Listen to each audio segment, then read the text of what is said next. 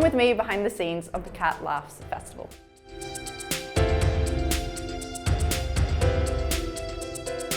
We've been given access all areas, so we're in the artist dressing room to interview some of the comics. This is genuinely my favourite venue, the Waterfront. I've done like the SSC, I've done, you know, the 3 Arena, and like of all the big places, the Waterfront's the best. Because it's like designed in such a way that when you walk out on stage, you feel like you could high five every single person. Yeah. You don't do that because that takes ages, but you do feel like you could do it, and that's a good thing. The sound's great, feels great. I have spent a lot of time here in the 25 years that I've been doing comedy and coming to Belfast. And I mean, I don't want to get into cliches or tropes, but I think it's rained every time that I've ever been here. And that's why I was worried, because we were coming in and it was a beautiful day today, and then just on the walk to the theatre with my keyboard, whoosh, so I was like, yes, phew. That was the first thing I did on stage, was an ugly sister, come to think of it. In Cinderella? Yeah, Wow. in an all-boys school, so yeah. For you? Yeah. No, it was great, I loved it. Did you do any other acting roles throughout your... In school? No, that was it. That was your first and last? First and only, yeah. And never again? No, I couldn't sing, you see, so. And everything you have to sing Oh no! to do anything in school shows. Do you usually keep that quiet about your ugly sister? No, very proud of it, yes. Very proud of it. Yes, it's been brilliant. Really good. Yeah, it's been class. I mean, Deirdre O'Kane was hilarious. Paddy Raff, unbelievable wee lineup. Super. And I've thoroughly enjoyed the show. That was my third time seeing David that was just on the stage there. Deirdre O'Kane obviously is class. It's all been really good so far. Can't wait to see Alison's Spideau, she's fantastic. Oh, Neil Delamere, absolutely. Love him on the blame game. Yeah, I just love a laugh, so I didn't know anyone coming in, but like, it is hilarious, like definitely going to spring in our step this evening. Yeah, buzzing about it. Did you find when you begun that there was a lot of stress involved, or did you get stage fright at the beginning? Oh yeah. I mean, I still get nervous. And still think about my set, what I'm doing that night, you know, if I'm going out to try new material, or like if I'm, you know, playing the Waterfront in Belfast, where you aren't in your own city but you're in a city very similar, that kind of thing. So yeah, I mean, you always kind of consider where you are, what your references are and stuff like that. So yeah, no, I still get nervous, and I still always prepare. Well, that's good. Nerves are good. Absolutely. And you know, one of the best pieces of advice I ever received was from my mate, who's now a drama teacher, but she was an actress. And I remember her saying to me on the day of my first gig, about 2 hours before the gig was due to start, remember mate, nerves is only adrenaline, and it's how you channel it. And that's such a really, because nerves is quite a negative connotation, but adrenaline's such a positive connotation, isn't it? You're like, yeah, adrenaline. Yeah. And it's just a case of just managing that. Now everyone's like, yeah, it's about my cortisol level. And you're like, oh, we've taken it too far as a species. But yeah. Have you had any other jobs before you were a comedian? Yes. What have you done? Well, you know, they say UK is the land of opportunity. Okay. And I moved here to become a comedian, and I became a fantastic dishwasher. It was amazing. So that was my first job. First job here? Yeah, first job in the UK. How old were you when you moved? I think I was about 23 or something like that. I didn't really plan to come to the UK either. It wasn't like a decision. Because well, you know, I don't know if you know, but there's no such thing as like a British dream. No one's selling that to you. I was actually on holiday minding my own business, and then I met somebody, and she was British, and you know, one thing led to another. She was like, "Why don't you come and move to the UK for me?" And then we broke up. So that's and I ended up stuck here, and I love it. And then you're stuck here. I'm kind of stuck here. Yeah, loving it. I became British as well a couple of days ago. Congratulations. Thank you very much. How does it feel? It feels fair. It's average feeling. Yeah.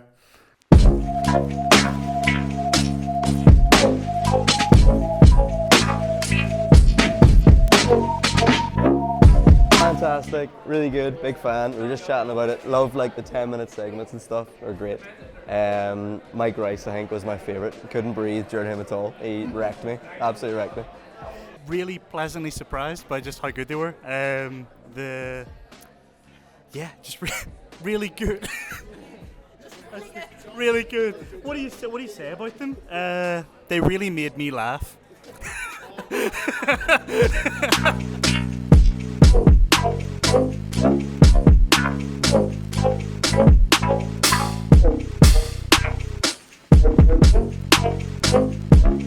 I actually really want a Fanta. So I'm gonna get that. Can you do card, yeah? £2. Wait, do I just tap it? Do I just tap it? This is the green room where the comics wait before they start their show. We've got Vlad on at the minute, you can see on the TV there. We've got everything we need, super comfy and cozy. I like the fireplace actually. Look at that. It's hidden behind a chair, but. And we found this out when we were interviewing. These ornaments, you can't steal them. Isn't that unfortunate? Because I would look at this. I would absolutely take this little one.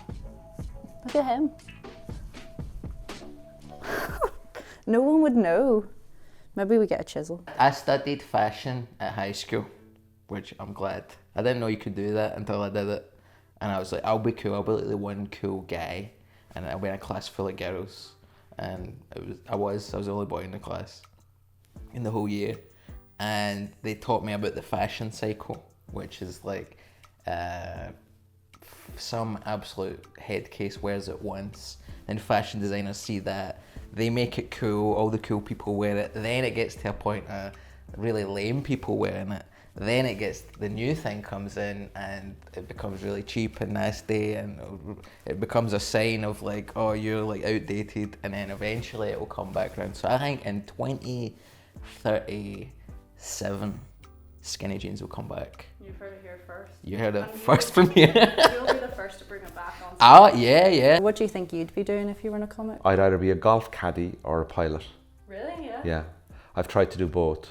How far did you get? So, well, pilot stuff, I fly some simulators, and then in the pandemic I did my air traffic control exams and I failed them. Oh. So I didn't get past level 2, there's 9 levels. And I would be a golf caddy. I think that would be a good job as well. You get to walk around in fresh air all the time, on beautiful grass, chatting to your mate who's under a lot of pressure, and you can try and diffuse it by having a bit of crack with them. And you get to travel the world, and you know, if you're on a good bag, you can make a good living. Do you play golf then? I do play golf, yeah. Just played today, so. Where were you playing? Royal Belfast. Was it good? Yeah, it was great. First time on the course, very windy and wet, but it was really enjoyable. It's not good weather today. No, it wasn't good, but I'm not touring at the moment, so I'm spending a bit of time actually having a bit of a life. So I was on tour, I did 2 tours back to back, so I am taking sort of like 5 months off the road, so I'm doing brilliant festivals like this where I live, and I'm actually getting to see my friends. I'm going to some birthday parties, I'm going on a holiday, I'm getting to see my family more, all while I start writing the next tour. So I'm just doing some local stuff at the moment just to keep my hand in.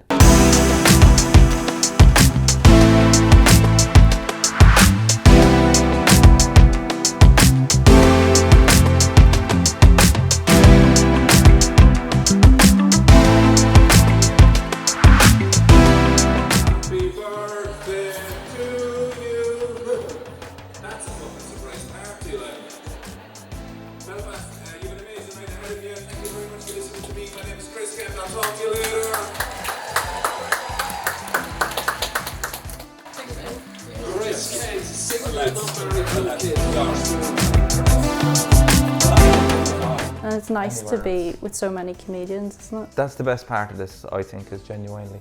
I got here last night, even though I wasn't performing last night, and just was able to catch up with everyone and have a drink.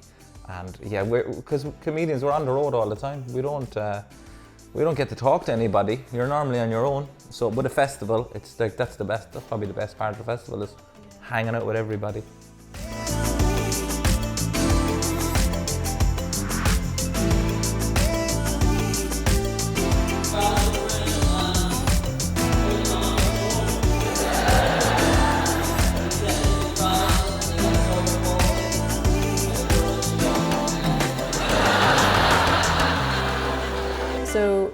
what mic level, what height do you usually put your mic at? Mic level is normally just, the mic would be right here. And I'm quite small, I'm not that big. So a lot of times I'm having to fiddle with the mic stand. When you go out? Yes, and it is hilarious because we genuinely don't get trained how to fix a mic or do a mic. And even though we do this all the time, we still make it look awkward. So you see a lot of pulling or pushing. And if it's not, and I think the people that set them up do know that we're like that sometimes. So they sort of idiot proof it. And they make it that it's easy for you, like they'll leave it that wee bit loose so it will move without you actually taking something apart and moving. But then I do get rid of the mic. I always set it to the left hand side of the stage, and then I just stand with the mic. Bit easier than trying to fiddle with it. And they probably hate me because when I'm talking I put the mic down here and then up there, so when they set a level, so when they're doing sound they're like this constantly. So I always apologise at the start. Oh well, what can you do? Yeah, what can you do? Do you think you're going to be a comic forever? Yeah, I think so. I think it's part of who you are. I think. Yeah, I think it's. I don't think it's a choice. I think it's a disease.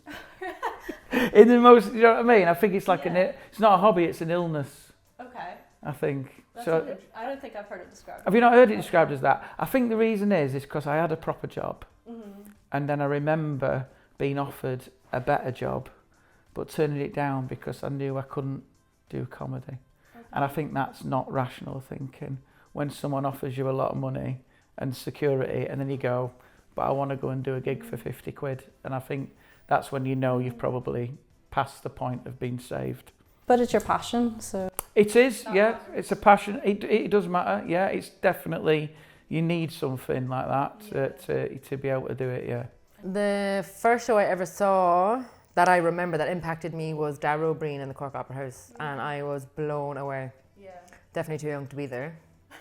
But I just had a great time and I was like, oh my God, this is amazing. Like amazing. Is that what maybe started you wanting to become a comedian, do you think? No, I wasn't. I just thought I could never do that. I never looked at it and thought, yeah, that could be me. No, never.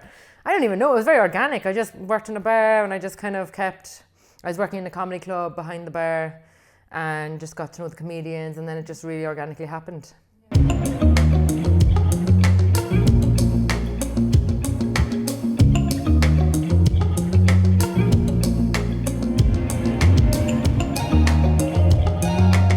This is a bit mad, isn't it?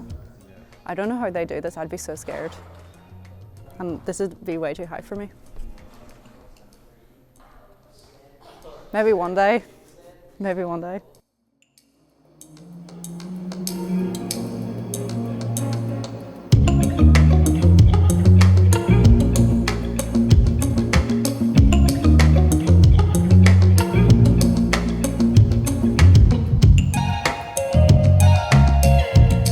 Do you think that's like another level upstairs? Maybe we shouldn't go up there. The Phantom of the Opera?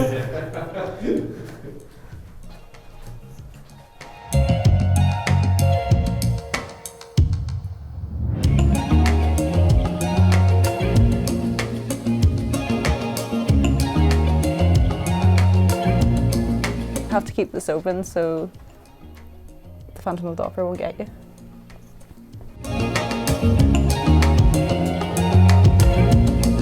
Yeah, so I've done 4 gigs. So I just did, where are we? Waterfront? Yes. And then I've done upstairs and downstairs in the Mac, and also the Lyric. Yeah. That was nice, that one. The Lyric's really lovely. I was expecting lots of posh people, but they weren't. No, they do. Everyone does gigs there. They do like plays and everything from all ages. Feels very cultured, some of the places you go to. I go plain, but don't tell people. Butterfly, say medium, but it's plain. I used to go medium, but then I got too much. Okay. I get a plain butterfly with, again, plain chips. Again, I used to go peri-peri, and now I go plain. And I get broccoli, which I don't always eat. Okay. But you have to get 2 sides, you can't just get 1 side. So I just get the broccoli, sometimes have it, sometimes I don't. And then I'll get sides of pineapple, avocado, and I'll also get 2 boneless thighs plain as well, and a bottle of water. Is the playing for a specific reason, or just you just don't Religious like this reasons. fight? Okay, I'll not ask any more questions about that. It's not religious reasons. It's just I don't really like my spice levels got less tolerant as I've got older. Really? Yeah. Yeah. And how does it feel performing on a stage like this compared to when you first started, do you think? I think you learn how to deal with the nerves way better. Like it didn't matter what stage I was on when I was starting, if it was small or big. I think for the first 3 years of me doing stand-up, my hand shook when holding the microphone. Not that badly, but I definitely noticed it, and you get a dry mouth and your voice could sometimes go a little bit. I mean, I was like 17, 18 when I started stand-up, so my voice was kind of like getting as deep as it is now. So I was dealing with that while being on stage in front of people. Wow. So I think I turn the nerves into excitement more now, and like positive adrenaline. Like I don't feel nervous going on stage. I'm looking forward to it, but I don't really feel the nerves. So that's probably the big difference. And it's a good crowd. They're looking forward to seeing you. We were chatting to them, so. Oh yeah. Yeah. Well, that's good. Some of them said they had only seen you online, so obviously it's a big change. There's a weird thing where people will never think my height is my actual height. People always go, I thought you'd be way smaller, or I thought you'd be way taller. Like I'm 6 foot on the dot, and I'll get people who are like, I thought you'd be way taller. I was like, I am already tall, so they'd be weird. I wasn't surprised by your height personally. Right, okay. This is how tall I thought he would be. Yeah? Okay. But some of the others, like you said, I thought would be taller or smaller, so. That's the thing. You obviously, for me, hit the mark. Of where my height should Yeah. be. Yeah. Which, well done. Thanks very much. I mean, I haven't done anything to do that. That's just the way. That's just the way I naturally. It's just the way the height that turned out at. That's the way it happened. Yeah. Lovely. Thank you so much. Thanks very much, guys. That's everything here from the Cat Laughs Festival. Make sure you like and subscribe. Thanks.